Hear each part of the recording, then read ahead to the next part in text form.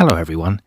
In today's video we're going to be taking a look at these Daniel Smith paints that were sent to me by a very kind subscriber. I've heard a lot of good things about Daniel Smith Watercolors, so once I received them I was very eager to try them out. Okay, so let's get started. Right, so first up we have Lemon Yellow, which is PY175. This is the third brand I've tried P175 in. Yeah, and just like the Holbein and Winsor Newton before, it's a lovely, bright, clean yellow. Yeah, it looks great.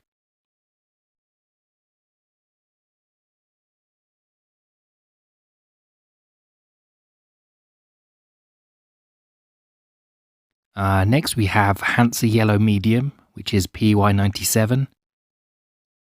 I've never tried this pigment before, but yeah, it looks pretty good. It's very vibrant.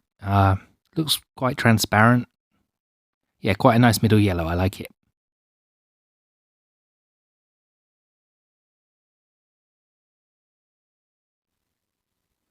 Next we have Aussie Red Gold, which is PY83 and PR101. Wow, this one looks really interesting. It's kind of a fiery red yellow. You can really see the separation between the two pigments.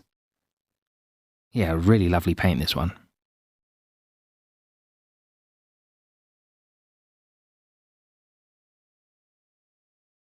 Now we have Permanent Orange, PO62.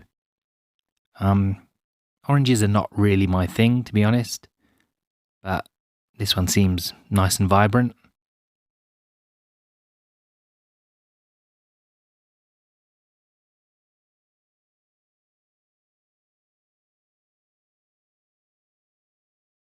Next we have Quinacridone Red, PV19.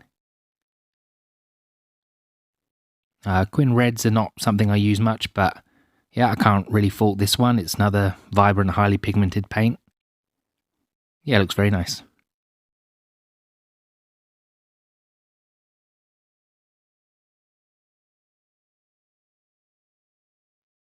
Then we have Ultramarine Red, PV15. Okay, I guess this is an interesting colour.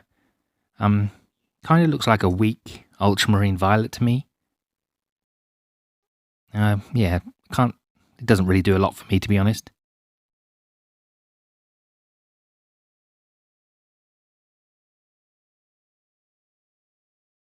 Now we have Rose of Ultramarine. This is PV29 and PV19.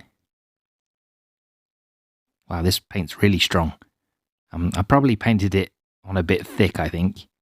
Yeah, we can't really see the separation of the pigments. I think this is definitely one I want to experiment with more in the future.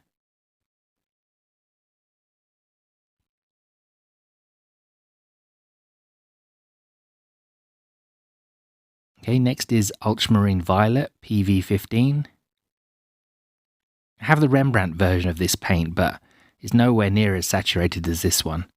It's much more, delicate. Yeah, this one is a bit, well, it's just much stronger, really.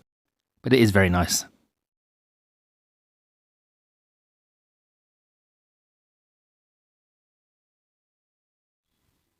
Next we have Moonglow.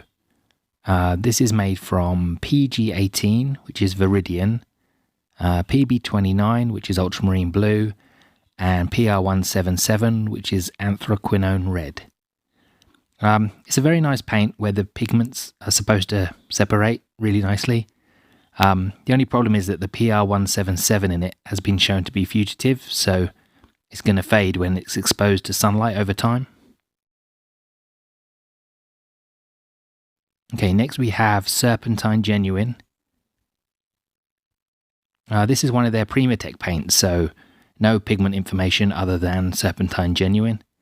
So we've got no idea what else is in it.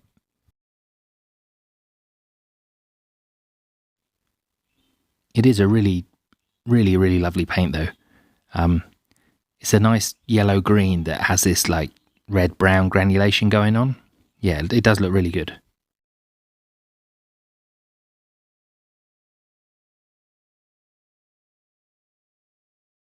Next up is Nickel Azo Yellow, PY150.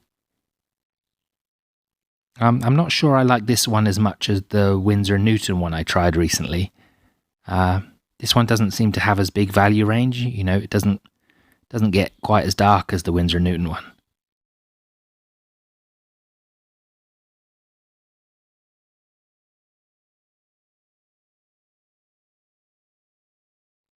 Now we have Transparent Yellow Oxide, PY42. Yeah, this one looks really nice. I've used the Rembrandt version of this colour, and I wasn't all that keen on it, to be honest. I mean, I think this one is much, much better.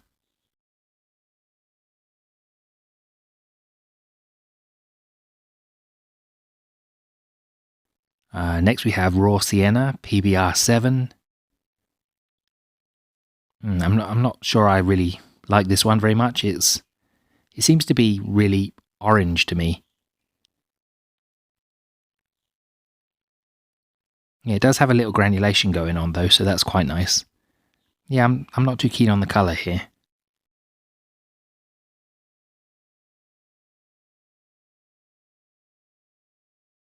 And now on to Lunar Earth, which is PBR11. Wow, this is a really lovely orange-brown. Yeah, it's my first time using this PBR11, and I really like it actually. It's got such beautiful granulation. The texture of it is just so nice.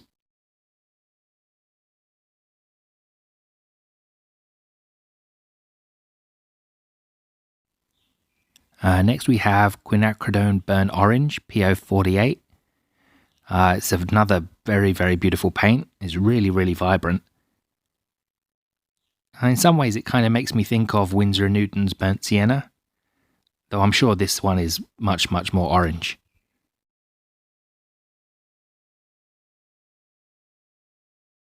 Now we have Transparent Brown Oxide, PR101. Oh, this is a much more brown PR101 than I'm used to seeing.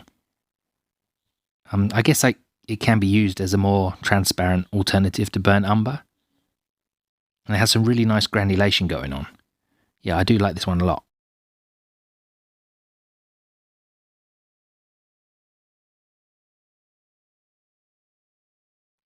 Next we have Hematite. Is that Hematite Genuine? This is another Primatech paint, so no pigment information other than Hematite Genuine. This one I really, really like. I mean, the texture you get from the granulation is just stunning. Yeah, this is a really beautiful paint. And let's see how it compares to the final paint here, which is Lunar Black, which is PBK11.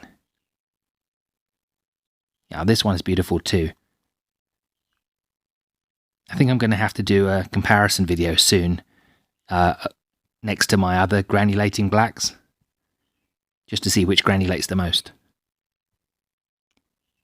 Yeah, this is really nice.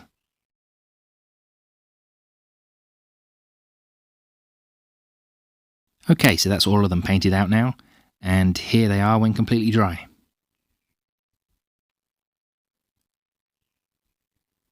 Well, one thing I will say is that they're definitely very vibrant and very high quality paints. They're really, really nice to paint with, and they disperse beautifully on the wet paper. I especially like some of the granulating paints I have here. It's really, really nice. And if money was no object, then they'd definitely be in my top 3 or 4 watercolor brands. But of course, they're very expensive most places outside of the USA, so I think it's unlikely that I'd ever choose to use Daniel Smith Watercolors in the future.